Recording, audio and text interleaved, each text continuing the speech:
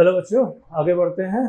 अब यूनिट 4 में electrical machines में न्यूमेरिकल्स मशीन पे जो कि आरजीपी में पूछे जाते हैं। तो सबसे पहले हम कुछ रिवाइज करने की कोशिश करते हैं, रिवीजन करते हैं, रिवाइज करते हैं। हमने सबसे पहले डीसी मशीन को देखते हैं, ठीक है। तो अब डीसी मशीन में क्या होता है? डीसी मशीन में एक स्टेटर होता है और एक रोटर होता है। स्टेटर किस तरीके का होता है? एक सिलेंड्रिकल शेप का रहता है, हॉलो सिलेंडर रहता है ना।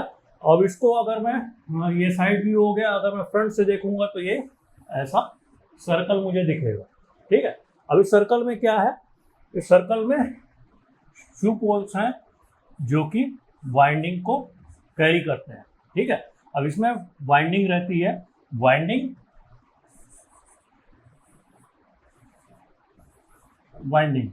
ठीक, इसे हम बोलते हैं कि यह आर्मेचर वाइंडिंग है, आर्मेचर वाइंडिंग, ठीक। और इसके बीच में एक मेरा रोटर रहता है जो एक शाफ्ट के साथ में कनेक्टेड रहता है। ये क्या है? ये रोटर है, ठीक है।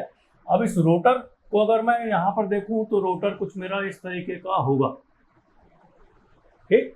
अब ये वाइंडिंग्स में क्यों कर रहा हूँ? ये वाइंडिंग्स हमने इलेक्ट्रोमैग्नेटिक्स में पढ़ा था कि अगर दो पोल्स हैं, एक नॉर्थ पोल है, एक साउथ पोल है, तो इसके बीच में क्या रहेगा? मैग्नेटिक फील्ड रहेगी, मैग्नेटिक फील्ड, ठीक है। अब ये मैग्नेटिक फील्ड डिपेंड करती है कि मेरे मैग्नेट्स कितने स्ट्रांग है, उतनी स्ट्रांग मेरी मैग्नेटिक फील्ड रहेगी।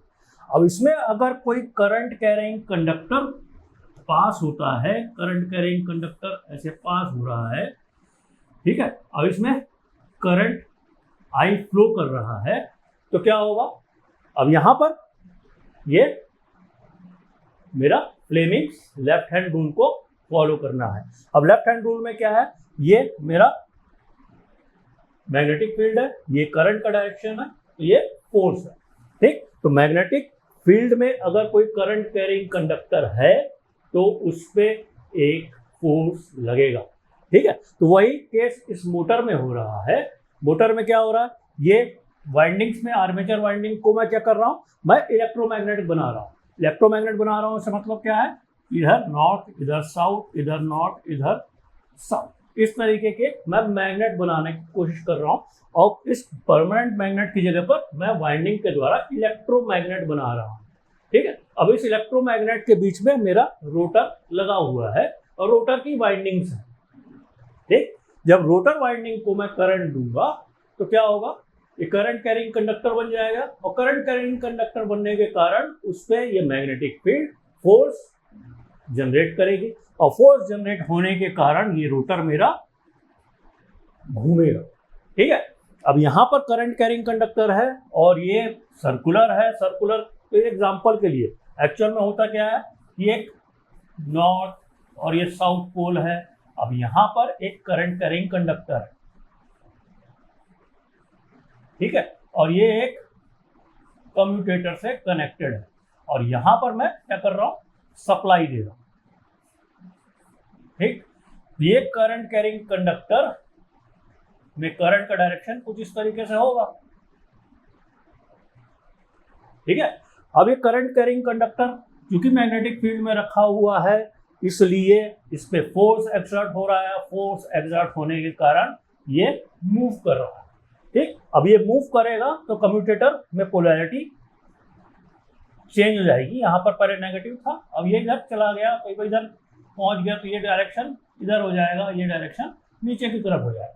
तो इस तरीके से जैसे जैसे ये कॉइल मेरी मूव करते जाएगी, वैसे फोर्स के कारण ये कॉइल मूव करते जा रही है, इसलिए मुझे रोटर पे रोटेशन मिल रहा है। ये एक सिंगल कॉइल मैंने एग्जांपल के लिए ली है। इस तरीके की मल्टीपल कॉइल्स रोटर में लगी होती है। हर कॉइल में एक फोर्स एक्सर्ट होता है और ये फोर्स मुझे फोर्स कैसे मिल रहा है? फ्लेमिंग के लेफ्ट हैंड रूल से मुझे फोर्स मिल रहा है, ठीक है। मुझे मालूम है कि अगर ये मेरा थंब फोर्स को शो कर रहा है, मिडिल फिंगर मेरा करंट को शो कर रहा है और फर्स्ट फिंगर मेरे मैग्नेटिक फील्ड को शो कर रहा है, तो करंट कैरिंग कंडक्टर पे मैग्नेटिक फील्ड के कारण एक फोर्स एक्सर्ट हो रहा है और इस फोर्स के कारण मेरी मोटर घूम रही है। ठीक है, अब इसमें सीरीज और शंट मोटर है और उसके बाद कंपाउंड मोटर है। ठीक, सीरीज और शंट अगर मैं बोल रहा हूं तो सीरीज और शंट का मतलब है मेरी आर्मेचर वाइंडिंग और रोटर वाइंडिंग दोनों सीरीज में लगी हुई है। शंट है इसका मतलब दोनों पैरेलल में लगी हुई है, और अगर कंपाउंड है तो मिक्स है, मतलब सीरीज भी है शंट भी है। ठीक है, तो ये डीसी मोटर प्रॉपर वर्क करता है। इसलिए यहां पर इंपॉर्टेंट क्या है, इंपॉर्टेंट है फ्लेमिंग का left hand rule. Left hand rule मुझे क्या के लिए चाहिए, फ्लेमिंग का लेफ्ट हैंड रूल मुझे मोटर में शाफ्ट तो मेरा फिक्स है, कोर स्टेटर मेरा फिक्स है जिसपे वाइंडिंग लगी हुई है जिसमें मैग्नेट बन रहा है, रोटर मेरा मूवेबल है, बेरिंग के द्वारा लगा हुआ है। ठीक है, और ये बेरिंग कैसे कनेक्टेड है, बेरिंग के साथ में कम्यूटेटर कनेक्टेड है जो कि रोटर वाइंडिंग को कनेक्ट कर रही है एक्सटर्नल सप्लाई से। ठीक है, तो ये मेरा रोटर की सप्लाई हुई, रोटर सप्लाई, और स्टेटर में परमानेंट मैग्नेट की जगह पर वाइंडिंग के द्वारा इलेक्ट्रोमैग्नेट बना रहा हूं। ठीक है, तो इस तरीके से मेरी डीसी मशीन वर्क करती है, ये मुझे याद रखना है। ठीक है, अब ये सिंपल डीसी मशीन की वर्किंग हो गई, सीरीज शंट कंपाउंड हो गया। अब इस पे कुछ न्यूमेरिकल हम देखते हैं, न्यूमेरिकल जो आरजीपीवी में पूछे गए। ठीक है, पहला क्वेश्चन है, a 6 pole lap wound DC generator has 720 conductors, a flux of 40 milliweber per pole is driven at 400 rpm. Find the generated EMF. अब यहां पर जनरेटेड EMF निकालना है मुझे, तो EMF के लिए फॉर्मूला बताया गया है। फॉर्मूला क्या है, E equals to P phi ZN upon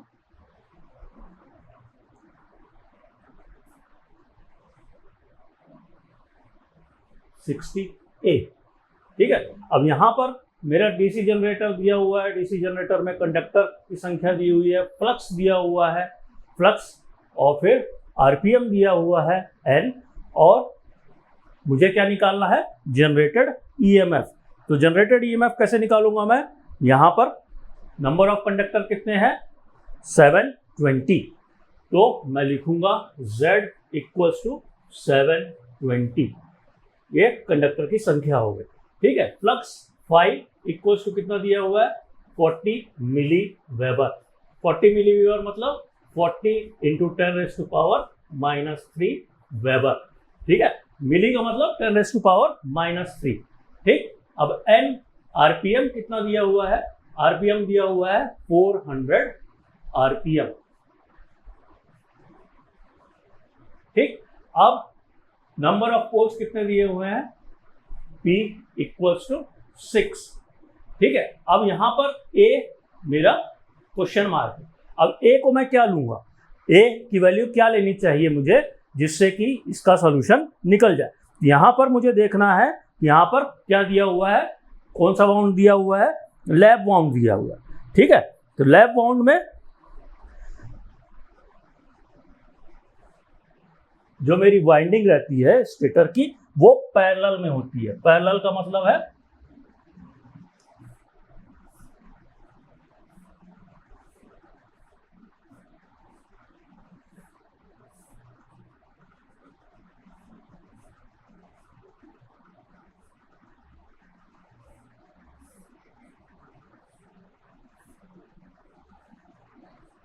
ठीक है, और ये कनेक्शन मेरे कहाँ जाएंगे, ये कनेक्शन जा रहा है मेरे कम्यूटेटर्स पे। ठीक है, जो कि रोटर में लगा हुआ है, रोटर के शाफ्ट में लगा हुआ है जहां पर मेरे ब्रश कांटेक्ट में आते हैं। ठीक है, अब यहां पर ये लैप बाउंडिंग है, लैप बाउंड है। इसका लैप बाउंड का मतलब क्या होता है, लैप बाउंड में जितने भी नंबर ऑफ पोल्स रहते हैं उतने ही मेरे ए का वैल्यू होगी। तो ए की वैल्यू कितनी हो जाएगी यहाँ पर 6। ठीक है, अब इस फॉर्मूले पे अगर मैं रखता हूं तो E इक्वल्स टू P की वैल्यू कितनी है, 6 है, फाई की वैल्यू कितनी है 40 इंटू 10⁻⁻3, ठीक है। फिर उसके बाद z की वैल्यू कितनी है 720 और उसके बाद n की value 400 divided by 60 into a की वैल्यू 6, ठीक है। तो लैब बाउंड है, तो लैब बाउंड में मेरा a की वैल्यू नंबर ऑफ पोल्स के बराबर होगी, ये दोनों सेम हुआ, ठीक। अब इसको कैलकुलेट करते हैं तो क्या मिलेगा मुझे, तो इन वैल्यूज को रखते हैं, देखते हैं कितना आंसर आ रहा है। सबसे पहले 6 into 40 into 10⁻⁻3 into 720 into 400 divided by 6 into 60, ये मुझे मिल रहा है EMF जनरेटेड कितना आ रहा है 192 और यूनिट क्या है वोल्ट्स, ठीक है। तो सिंपल एक 6 पोल लैब बाउंड है, तो मुझे ध्यान रखना है P इक्वल्स टू A या A इक्वल्स टू P, ठीक है।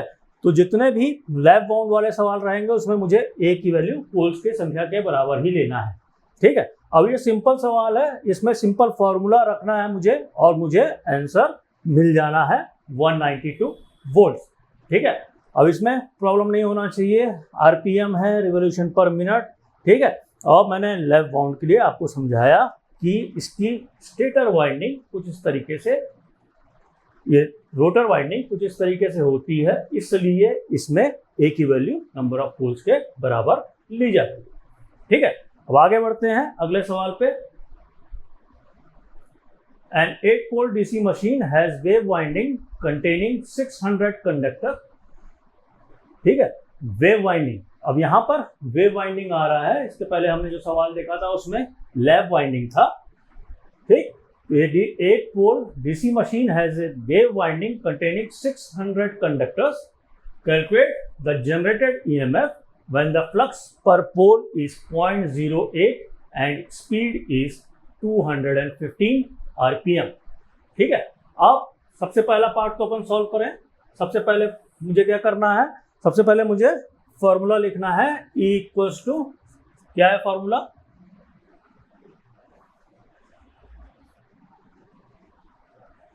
P/Z/N/68, ठीक है। अब यहां पर वेव वाइंडिंग है, तो वेव वाइंडिंग में मैं क्या करूंगा A इक्वल्स टू 2, ठीक है। यहां पर वेव वाइंडिंग में मुझे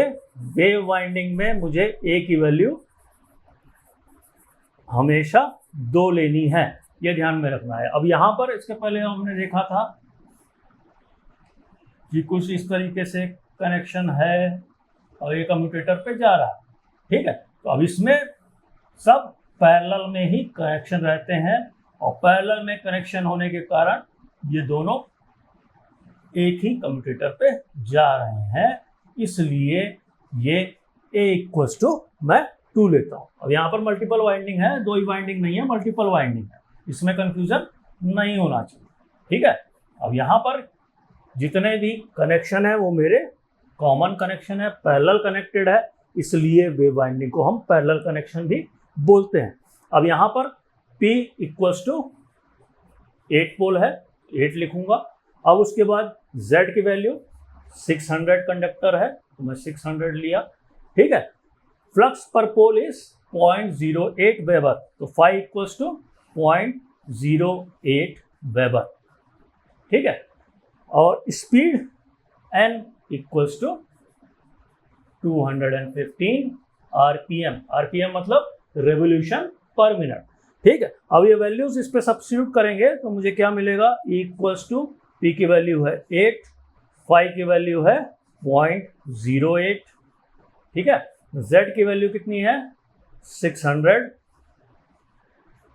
N की वैल्यू कितनी है 215 डिवाइड बाई 60 और A की वैल्यू कितनी है 2, ठीक है। यहाँ पर A की वैल्यू इंपॉर्टेंट है जिसे हमें ध्यान रखना है। अगर वेव वाइंडिंग है तो A की वैल्यू 2 ही रहेगी, कितने भी पोल रहे, 4 पोल रहे, 6 पोल रहे, 10 पोल रहे, 12 पोल रहे, ठीक है, अब इसको कैलकुलेट कर लेते हैं कितना आ रहा है।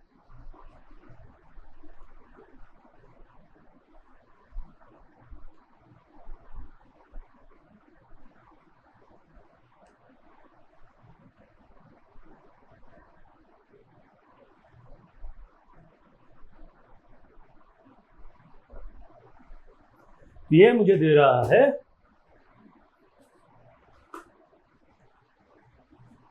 688 वोल्ट्स। ठीक है, अब ये पहला पार्ट मेरा सॉल्व हो गया, मैंने जनरेटेड ईएमएफ निकाल लिया। ठीक है, अब इसके बाद ये थोड़ा क्वेश्चन ट्विस्ट कर रहा है, इफ फ्लक्स पर पोल इज मेड 0.05 वेबर। तो अब मेरा नया फाई क्या हो गया, 0.05 वेबर। ये सेकंड पार्ट है ना, ये स्टेप मैं लिख दे रहा हूं 2 और ये स्टेप 1 है। ठीक, अब इसमें आगे पूछ रहा है, at what speed should the armature be driven to generate 500 volt. और 500 वोल्ट मतलब E इक्वल्स टू मुझे दे रहा है कि जनरेटेड ईएमएफ कितना होना चाहिए, 500 वोल्ट। ठीक है, अब मुझे क्या चाहिए, पता करना है एट व्हाट स्पीड, मतलब मुझे n निकालना है, n का मान कितने आरपीएम होगा ताकि मुझे 500 वोल्ट जनरेट करता हुआ जनरेटर मिले। ठीक है, तो 5 इक्वल्स टू तो मेरा ये हो गया, अब A इक्वल्स टू 2 ही रहेगा। ठीक है, अब यहाँ देख रहा हूँ मैं, अब कंडक्टर की संख्या भी सेम है तो Z इक्वल्स टू मैं 600 ही लूंगा। ठीक, फॉर्मूला भी मेरा सेम है। अब यहाँ पर मुझे फॉर्मूले में शिफ्ट करना है, चेंज करना है, तो मैं क्या लिखूंगा, N इक्वल्स टू, इसको इधर राइट हैंड साइड में रह रहा, बाकी सब चीजें मैं लेफ्ट हैंड साइड में ले जा रहा हूँ, E into 60A divided by P5Z।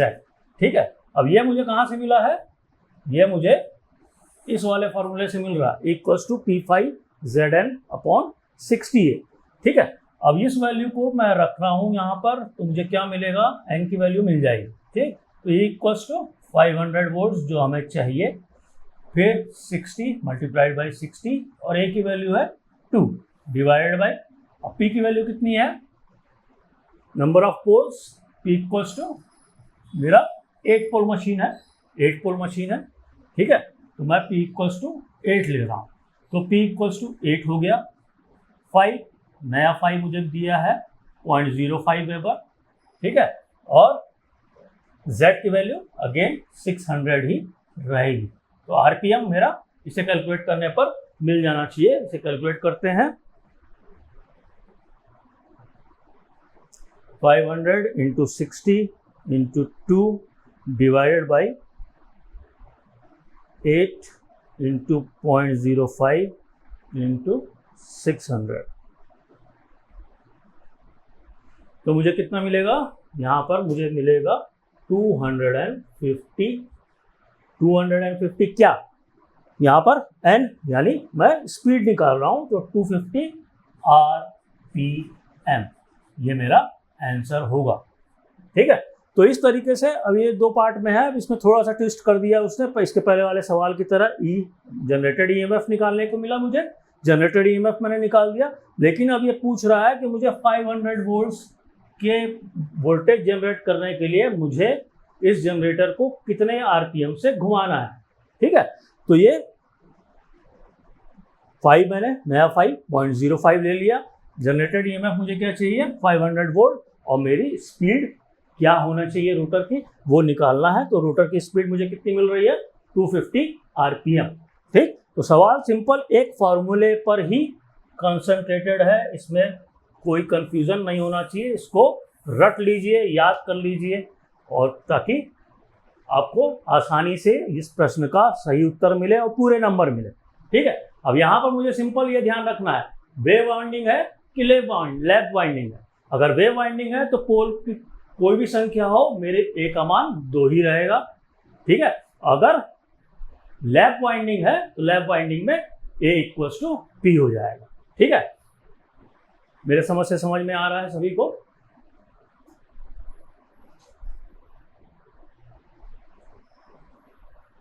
आगे बढ़ते हैं अगले सवाल की तरफ। अगला सवाल है calculate the generated EMF of a 8 pole wave wound.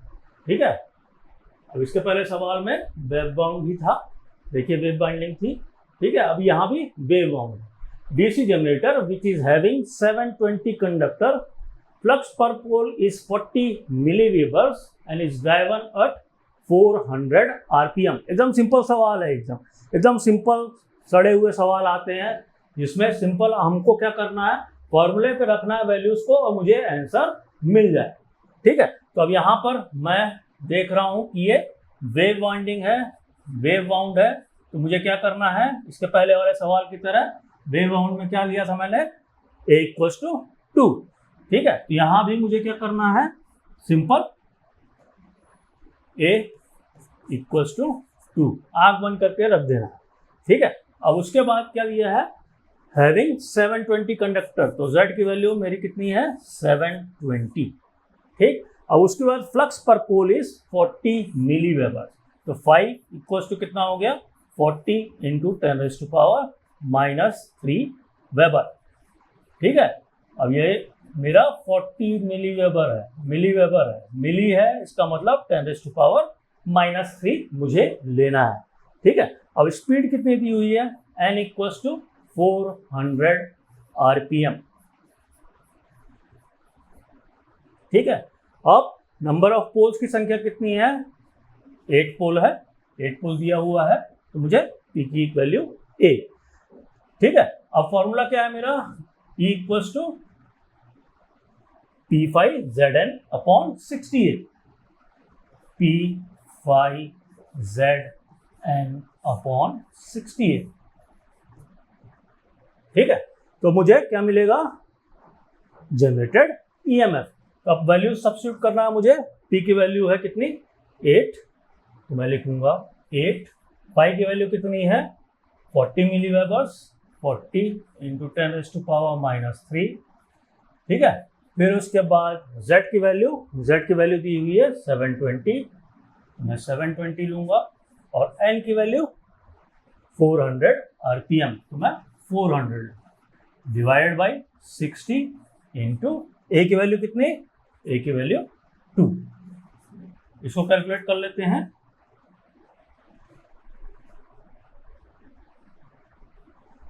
(840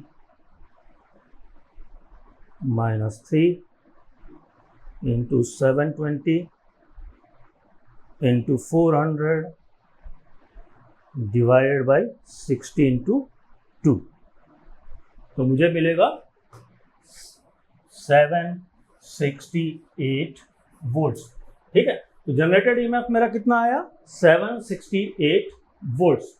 ठीक, ये जो आरजीपीवी में पूछा गया 2018 में, एकदम सिंपल सवाल आते हैं आरजीपीवी में सिंपल सवाल ही रहेंगे, सिंपल फार्मूला बेस्ड सवाल रहेंगे। टिपिकली एक आध कोई कॉम्प्लिकेटेड सवाल आता है, लेकिन ये एकदम सॉलिड क्वेश्चन है जो कि एक सिंपल फार्मूले पे बेस्ड है। ठीक है, मुझे सिर्फ लैप और वेव बाइंडिंग पे ध्यान देना है। ठीक है, आगे बढ़ते हैं।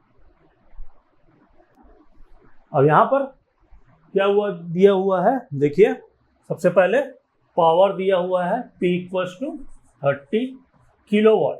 अब 30 किलो है, वहां पे मिली था, इसके पहले अपन मिलीवेबर देख रहे थे, 10⁻⁻³ कर रहे थे। अब यहाँ पर किलो दिया हुआ है, तो मैं पावर मेरा कितना हो जाएगा 30 इंटू 10⁻³ वॉट्स। ठीक है, पावर की यूनिट वॉट होती है। ठीक है, अब इसके बाद शंट जनरेटर दिया हुआ है, has armature and field resistance. तो आर्मेचर रेजिस्टेंस कितना है, आर्मेचर रेजिस्टेंस 0.05 ओम्स। ठीक है, और क्या दिया हुआ है, field resistance RF equals to 100 ohms. ठीक है, अब मुझे क्या निकालना है, total power when it delivers full output power. ठीक है, मुझे क्या निकालना है, calculate the total power developed by armature when it's delivers full output power. ठीक, अब यहाँ पर शंट है, जैसे पहले मैंने आपको बताया शंट है, इसका मतलब कि मेरी वाइंडिंग्स आर्मेचर वाइंडिंग और ये शंट फील्ड,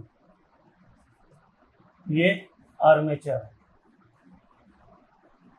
ठीक है, अब यहाँ पर मेरा लोड कनेक्टेड है। ठीक है, पैरेलल में आर्मेचर वाइंडिंग और शंट वाइंडिंग है। ठीक, अब यहाँ पर मुझे दिया है voltage, DC voltage V equals to 33 volts. ठीक है, यहाँ पर वोल्टेज कितना है 33 वोल्ट्स। ठीक है, 33 वोल्ट डीसी शंट जनरेटर, तो शंट में कनेक्शन है, अब यहाँ पर ये जनरेट कर रहा है। ठीक है, तो टर्मिनल वोल्टेज मेरा 33 वोल्ट्स है। यहाँ पर वोल्टेज कितना होगा, मेरा वोल्टेज यहाँ पर 33 वोल्ट्स है। तो सबसे पहले मैं क्या करूँगा, यहाँ पर मैं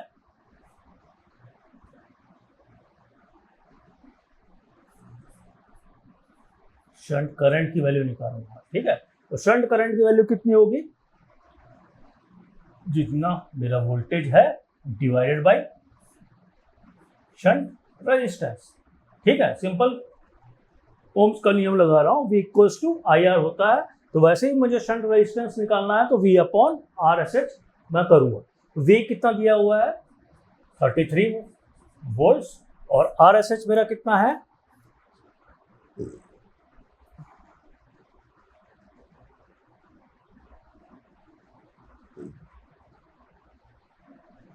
100 ओम्स।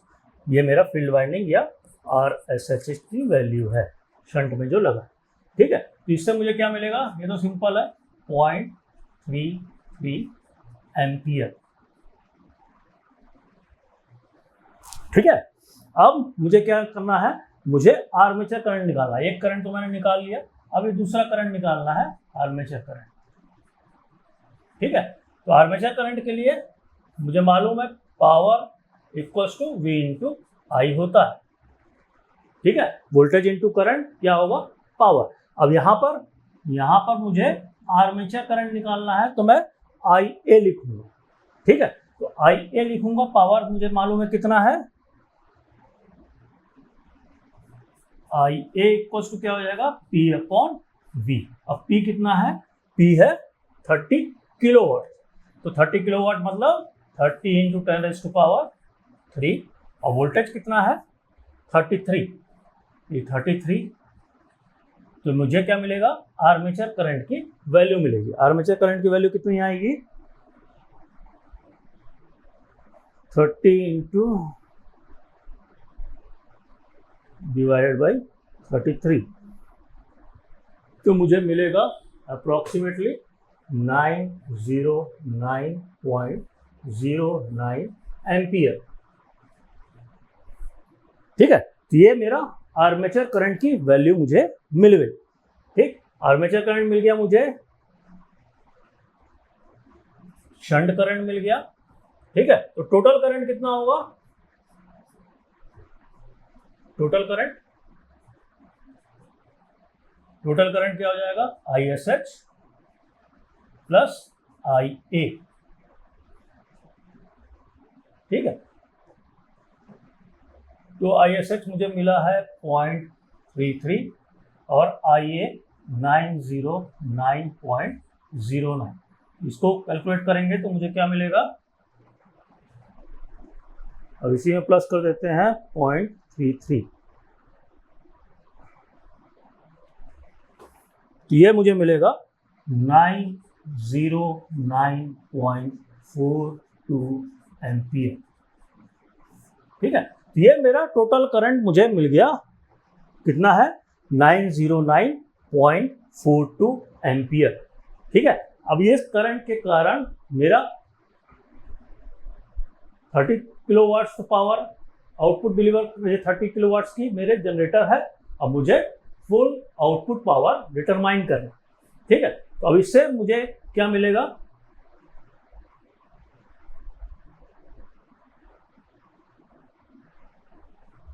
पावर लॉस, क्योंकि इतना करंट मेरा जा रहा है कहां पर, टोटल करंट।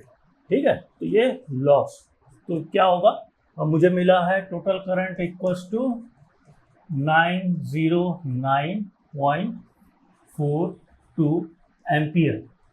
ठीक है,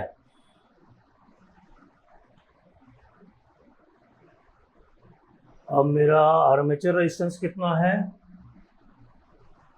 आर्मेचर रेजिस्टेंस है 0.05 ओम्स। ठीक है, चेक कर लें, आर्मेचर रेजिस्टेंस मेरा 0.05 ओम्स है। ठीक, तो अब लॉस क्या होगा मेरा? पावर जो लॉस होगा वो क्या होगा? आर्मेचर रेजिस्टेंस है, आर लिखना है,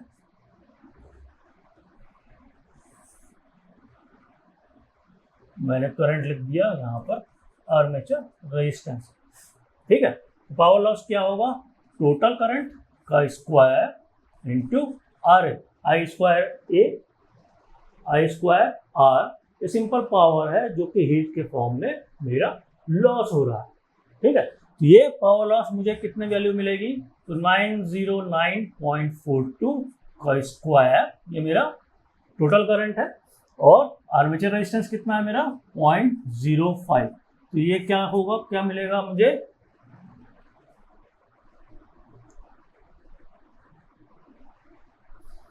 (909.42) का स्क्वायर इंटू 0.05, ये मुझे मिल रहा है 4135.24 वॉट्स। ठीक है, या मैं इसको लिख सकता हूँ 41.352 किलो वॉट्स। ठीक है, तो टोटल पावर हम मुझे निकालना क्या है? When it's deliver full output power. तो मेरा टोटल पावर कितना हो जाएगा? Total power equals to 30 kilowatt plus 41.352, ये मुझे मिलेगा 71.352 किलो वाट। ये टोटल पावर क्या बता रहा है? ये टोटल पावर बता रहा है कि मेरा इतना पावर जनरेट होगा, इसमें से इतना पावर मेरा लॉस में जाएगा, और बाकी लॉस में मतलब ये लोड को ड्राइव करने के लिए, फुल लोड को ड्राइव करने के लिए जाएगा। तो इस तरीके से टोटल पावर जो मेरा जनरेटर देगा वो लगभग 71.352 किलोवाट्स होगा। ठीक है, इसमें भी थोड़ा सा ट्विस्ट है, लेकिन सवाल एकदम सिंपल है, आसान है।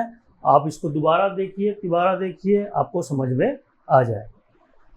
और हमने डीसी मशीन देख ली। डीसी मशीन के बाद जब हम एसी मशीन की बात करते हैं, एसी मशीन मतलब एसी मशीन। ठीक है, एसी मशीन में क्या होता है? एसी मशीन अगेन स्टेटर होता है, सिलेंड्रिकल स्टेटर। ठीक है, स्टेटर जो कि फिक्स रहता है।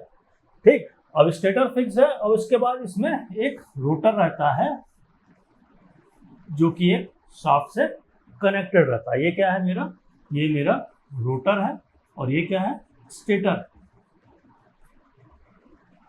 ठीक है, अब हम अगर फ्रंट व्यू से देखेंगे तो मेरा स्टेटर कुछ इस तरीके से दिखेगा, सर्कुलर शेप में। यहाँ पर मेरे पोल्स लगे हुए हैं, 3 फेस है, इसलिए ये 120 डिग्री अपार्ट रहेंगे। ठीक है, और बीच में मेरा रोटर रहेगा। ठीक, अब इसमें वाइंडिंग्स होंगी। यहाँ पर फेस ये मैं आर ले लेता हूँ, आर डैश, और ये आर है। इसी तरीके से यहाँ पर भी मैं वाइंडिंग ले लेता हूँ, ये मेरा फेस वाई है, और ये वाई डैश है, और ये बी है, और ये बी डैश। ठीक है, और 3 फेस वेवफॉर्म अगर मैं देखूं तो 3 फेस वेवफॉर्म कैसे होती है? सिंपल, ये मेरा फेस आर है। अब इससे 120 डिग्री अपार्ट दूसरा फेस होगा, दूसरा फेस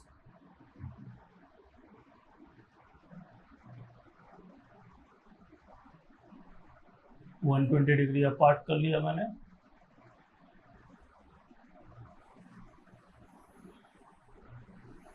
ये मेरा फेस दूसरा हो गया y, ठीक है। और इसी तरीके से मेरा तीसरा फेस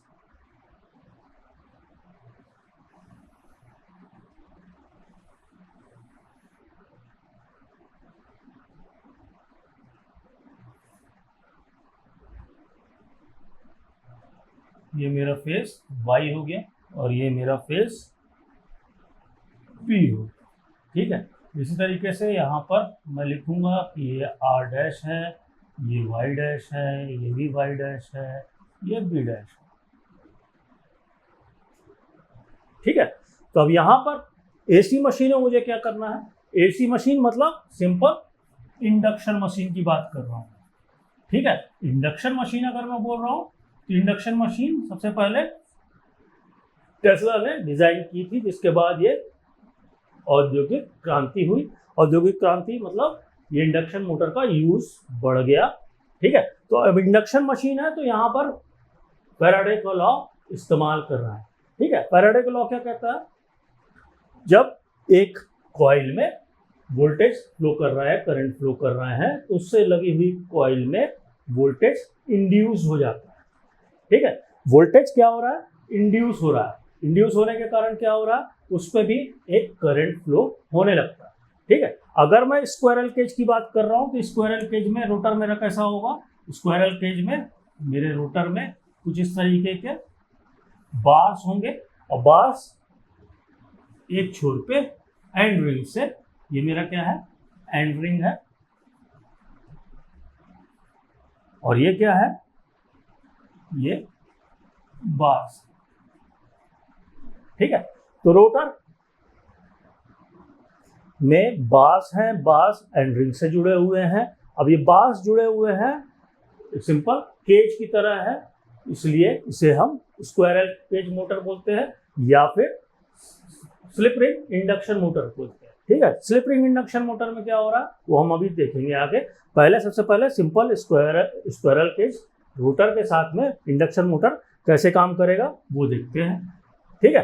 तो अब ये इंडक्शन मशीन में क्या हो रहा है, अब यहाँ पर मुझे दिख रहा है कि ये सबसे ज़्यादा पॉजिटिव है, वैसे ही ये सबसे ज़्यादा नेगेटिव है, ठीक है। तो इस इंस्टेंट पर अब कॉइल है तो इलेक्ट्रोमैग्नेटिक इफेक्ट उत्पन्न होगा।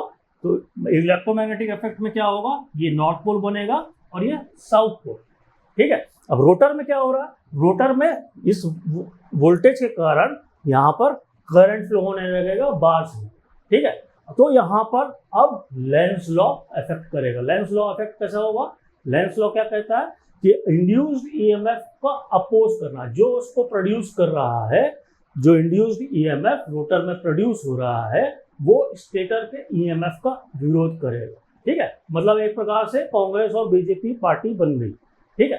तो अब यहाँ पर अगर स्टेटर में मेरे आर फेज के कारण नॉर्थ और साउथ पोल बन रहे हैं तो रोटर में क्या होगा, इसका अपोज करेगा। अच्छा ये नॉर्थ पोल बना रहा है तो ये साउथ पोल बनाएगा, ठीक है, ठीक। अब इसके बाद आगे फिर यहाँ पर मुझे दिख रहा है कि फेस वाई सर्वाधिक पॉजिटिव है, ठीक है। तो यहाँ पर ये शिफ्ट हो जाएगा, ठीक है।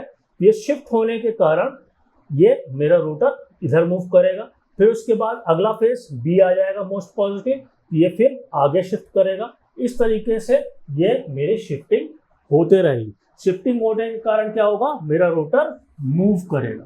रोटर मूव करेगा तो मुझे स्पीड रोटर में देखने को मिलेगी। तो मैं क्या कह रहा हूं, यहां पर स्टेटर वाइंडिंग में मेरा स्टेटर वाइंडिंग में क्या हो रहा है, रोटेटिंग एंड वेरिएबल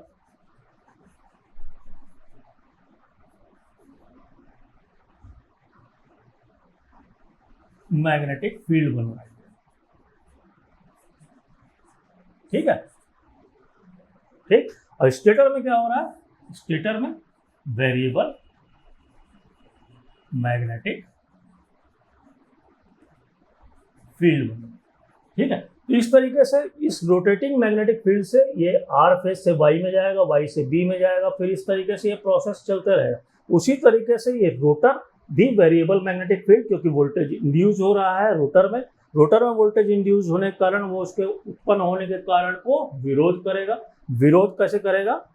अपने अक्रॉस में वोल्टेज इंड्यूस करके, और इस इंड्यूस वोल्टेज के कारण अगर रोटर में भी वेरिएबल मैग्नेटिक फील्ड होगी। वेरिएबल मैग्नेटिक फील्ड क्यों? क्योंकि यहाँ पर प्लस माइनस AC साइकिल्स मेरी चल रही है। ठीक है, तो ये रोटर इस रोटेटिंग वेरिएबल मैग्नेटिक फील्ड जो कि मेरे स्टेटर की है उसको कैच करने की कोशिश करेगा और ये मूव करने लगेगा उसी स्पीड से। ठीक है, तो रोटर की अगर वेरिएबल मैग्नेटिक फील्ड की मैं RPM में बात करूं तो इसको मैं बोलूंगा कि ये सिंक्रोनस स्पीड से मैग्नेटिक फील्ड मेरी वेरी कर रही है। ठीक है, मूव कर रही है। ठीक, अब लेकिन रोटर की स्पीड उसको कैच करने की कोशिश कर रही है और इन दोनों स्पीड के अंतर को ही हम स्लिप कह रहे हैं। ठीक है, अब ये कभी भी रोटर और स्टेटर की स्पीड, रोटेटिंग मैग्नेटिक फील्ड की स्पीड कभी भी समान नहीं हो सकती। समान अगर हो गई तो रोटर स्थिर हो जाएगा, कोई चेंज होगा ही नहीं, कोई वोल्टेज इंड्यूस होगा ही नहीं। ठीक है, चूंकि रोटेटिंग है इसलिए ये दोनों स्पीड में मुझे अंतर देखने को मिल रहा है। ठीक है, अब ये स्क्वायरल केज मोटर हो गई। स्क्वायरल केज मोटर में बार्स एंड रिंग्स के द्वारा जुड़ी हुई है। अब इसका जो रेजिस्टेंस है, रोटर का जो रेजिस्टेंस है वो फिक्स्ड है। ठीक, तो अब इस फिक्स्ड रेजिस्टेंस को अगर मुझे चेंज करना है तो मैं स्लिप रिंग इंडक्शन मोटर की तरह जाता हूँ। स्लिप रिंग इंडक्शन मोटर में हम क्या करते हैं, यहाँ पर ये एंड रिंग से जुड़े हुए हैं, यहाँ पे कोई वाइंडिंग्स नहीं है, सिंपल बार्स लगे हुए हैं। यहाँ पर मैं रोटर में भी 3 फेज वाइंडिंग लगा देता हूँ। अब 3 फेज वाइंडिंग है तो उसको सप्लाई भी देना है, उसका रेजिस्टेंस ही मुझे चेंज करना है। ठीक है, तो ये कैसे कनेक्ट होता है? ये स्लिप रिंग के द्वारा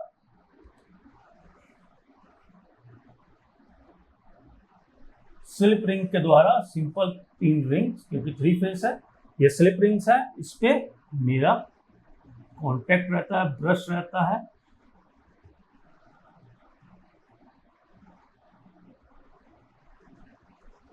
ब्रश जिस पर मैं 3 फेज सप्लाई दे रहा हूं और इन्हें रियोस्टेट से या वेरिएबल रेजिस्टेंस के द्वारा कनेक्ट भी कर रहा हूं। ठीक है, तो यहाँ पर शुरू में मैं रेजिस्टेंस 0 रखता हूं ताकि मोटर रनिंग स्पीड पे आए। ठीक है, अब यहाँ पर भी वाइंडिंग्स हैं। ठीक है, रोटर में वाइंडिंग हो गई, स्लिप रिंग आ गया, 3 फेज आ गया, मैं रेजिस्टेंस चेंज कर पा रहा हूँ, इसलिए से स्लिप रिंग इंडक्शन मोटर बोल रहा हूँ। ठीक है, दोनों के केस में क्या है, अब यहाँ पर जब मेरा सिंपल नॉर्मल बार्स वाला या स्क्वायरल केज वाला मोटर है तो उस समय मुझे शुरू में हाई करंट लग रहा है, हाई करंट की आवश्यकता पड़ रही है। अब यहाँ पर अगर मैं स्लिप रिंग का इस्तेमाल कर रहा हूँ तो स्लिप रिंग में मैं रेजिस्टेंस को चूंकि कंट्रोल कर पा रहा हूँ, इसलिए स्टार्टिंग करंट मेरा रिड्यूस हो रहा है। स्टार्टिंग करंट रिड्यूस होने के कारण क्या हो रहा है, मैं यहाँ पर ज्यादा बेहतर कंट्रोल कर पा रहा हूँ। वहां पर मेरा फिक्स वोल्टेज रहेगा, फिक्स करंट रहेगा, 120F/P मेरा RPM कांस्टेंट। यहाँ पर मैं इसे कंट्रोल कर पा रहा हूँ किसके द्वारा? रोटर रेजिस्टेंस के द्वारा। तो स्टार्टिंग में रोटर रेजिस्टेंस मेरा मिनिमम है और उसके बाद जब ये सिंक्रोनस स्पीड को प्राप्त कर लेती है मोटर तो मैं रेजिस्टेंस इंक्रीज कर देता हूँ और उसे छोड़ देता हूँ। तो मैं यहाँ पर क्या कर रहा हूँ, स्लिप रिंग इंडक्शन मोटर में रोटर पे भी मैं 3 फेज सप्लाई दे रहा हूँ, स्टेटर पे भी मैं 3 फेज सप्लाई दे रहा हूँ। तो दोनों ही जगह मेरे क्या हो रहा है, रोटेटिंग मैग्नेटिक फील्ड डेवलप हो रही है और इस मैग्नेटिक फील्ड के कारण जब ये सिंक्रोनस स्पीड में पहुंच जाता है तो दोनों लॉक हो जाते हैं, दोनों मैग्नेटिक फील्ड लॉक हो जाते हैं, सिंक्रोनस स्पीड पे मेरी मोटर रन करती है। ठीक है, ये सिंपल इंडक्शन मोटर की वर्किंग है। इंडक्शन मोटर में 3 फेज सप्लाई है ना, तो 3 फेज सप्लाई है इसलिए इसको हम सेल्फ स्टार्टिंग मोटर ही बोलते हैं।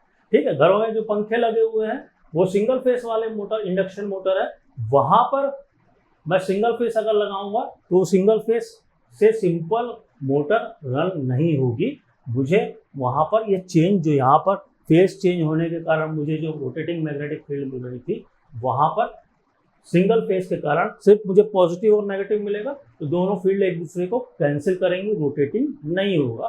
तो रोटेटिंग करने के लिए मुझे एक स्टार्टिंग वाइंडिंग देनी पड़ती है। और स्टार्टिंग वाइंडिंग में कैसे देता हूँ? स्टार्टिंग वाइंडिंग में सिंपल एक फेज शिफ्टेड कैपेसिटर में लगा देता हूँ। कैपेसिटर के द्वारा मुझे 90 डिग्री का फेज शिफ्ट मिलता है। 90 डिग्री का फेज शिफ्ट मिलने के कारण एक तरीके से मेरी single phase motor 2 phase motor हो जाती है, जिसके कारण वो सेल्फ स्टार्टिंग होती है, उसे घुमाने की आवश्यकता नहीं पड़ती। ठीक है, तो ये इंडक्शन मोटर का बेसिक है जो कि हमें ध्यान रखना है। बाकी जो नोट्स के पॉइंट ऑफ व्यू से नोट्स मैंने दिए हुए हैं, पहले ही फॉर्मूलेस दिए हुए हैं, वो फॉर्मूलेस देखने हैं आपको। वर्किंग बहुत सिंपल। ठीक है, यहाँ पर क्या हो रहा है, मुझे सबसे पहले क्या यूज करना पड़ रहा है? Faraday law of electromagnetic induction का उपयोग हो रहा है। दूसरा क्या हो रहा है? लेंज लॉ का उपयोग हो रहा है, जो कि रोटर में मुझे प्राप्त हो रहा है।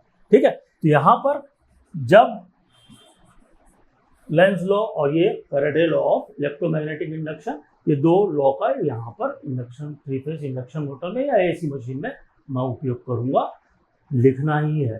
ठीक है, अब इसी तरीके से रोटर में मैंने 2 परिवर्तन बताए आपको। एक स्क्वायरल केज है, बिल्कुल पिंजरे की तरह शेप में रहेगा रोटर, और अगर स्लिप रिंग है तो उसमें रोटर में भी वाइंडिंग है जो कि 3 फेज से कनेक्टेड है, जिसका रेजिस्टेंस मैं नियंत्रित कर सकता हूँ। ठीक है, तो इस तरीके से दोनों मोटर है, दोनों में 3 फेज सप्लाई हो रही है। 3 फेज सप्लाई के कारण मेरा रोटेटिंग मैग्नेटिक फील्ड डेवलप हो रहा है। रोटेटिंग मैग्नेटिक फील्ड के कारण वोल्टेज इंड्यूस हो रहा है रोटर में, और रोटर में वोल्टेज इंड्यूस होने के कारण वो जिसके कारण इंड्यूस वोल्टेज हो रहा है उसका अपोज कर रहा है, मतलब लेंस लॉ का इस्तेमाल कर रहा हूँ मैं। लेंस लॉ के कारण मेरा रोटर घूमने लगा है। ठीक है, घूमने की गति 120 F/P। ये मेरा सिंक्रोनस स्पीड का फॉर्मूला है, जो कि मैंने जब थ्योरी बताई थी उस समय भी बताया था। ठीक है, तो F क्या है? फ्रीक्वेंसी, जो कि फ्रीक्वेंसी नॉर्मल इंडिया में 50 हर्ट्ज होती है। P क्या है? पोलों की संख्या। ठीक है, तो ये एकदम सिंपल वर्किंग है, और इसको समझाने में भी आपको दिक्कत नहीं होना चाहिए। मुझे सिंपल ध्यान रखना है कि डीसी मशीन अगर मैं इस्तेमाल कर रहा हूँ तो डीसी मशीन में मुझे कौन से लॉ इस्तेमाल करने हैं, वहाँ पर फ्लेमिंग का लेफ्ट हैंड रूल का इस्तेमाल करना है। ठीक है, फ्लेमिंग लेफ्ट हैंड रूल में क्या हो रहा है? करंट कैरिंग कंडक्टर इन्हें मैग्नेटिक फील्ड का जो रिजल्ट हो रहा है, जिसके कारण फोर्स डेवलप हो रहा है, उसी को सिंपल यहाँ पर आगे बढ़ाया गया है एसी मशीन में। ठीक है, वहाँ पर इलेक्ट्रोमैग्नेट था, वहाँ पर रोटर पे हम सप्लाई दे रहे थे। ठीक है, अब यहाँ पर रोटर पे हम सप्लाई नहीं दे रहे हैं, हम सिंपल स्टेटर पे सप्लाई दे रहे हैं। और चूंकि ये 3 फेज है या वेरिएबल हो रहा है, वहाँ पर परमानेंट मैग्नेट था, यहाँ पर मैग्नेट हम इलेक्ट्रोमैग्नेटिकली जनरेट कर रहे हैं, जो कि अल्टरनेटिंग चेंज हो रहा है। ठीक है, अब यहाँ पर R पॉजिटिव है, यहाँ पर R' मोस्ट नेगेटिव है, इसलिए पोलैरिटी ऐसी है। फिर उसके बाद ये शिफ्ट हो जाएगा, ये सबसे ज़्यादा पॉजिटिव हो जाएगा, जैसे कि यहाँ पर दिख रहा है आपको। ठीक, अब उसके बाद वही चीज़, यही साइकिल मेरी रिपीट होती जाएगी। ठीक, तो ये साइकिल रिपीट होने के कारण रोटेटिंग मैग्नेटिक फील्ड डेवलप हो रही है, रोटेटिंग मैग्नेटिक फील्ड डेवलप हो रही है, जिसके कारण वोल्टेज इंड्यूस हो रहा है। वोल्टेज इंड्यूस होने के कारण मेरा रोटर मूव कर रहा है, अपने कॉज का विरोध कर रहा है, जिस कारण से मुझे रोटर में मूवमेंट मिल रही है। ठीक है, थैंक यू। अगर आपको किसी टॉपिक में दिक्कत हो रही है तो उस टॉपिक का नाम लिखकर मैसेज करें, उस टॉपिक को हम फिर से रिवाइज करने की कोशिश करेंगे, दूसरे तीसरे तरीके से समझाने की कोशिश करेंगे, है ना। Thank you.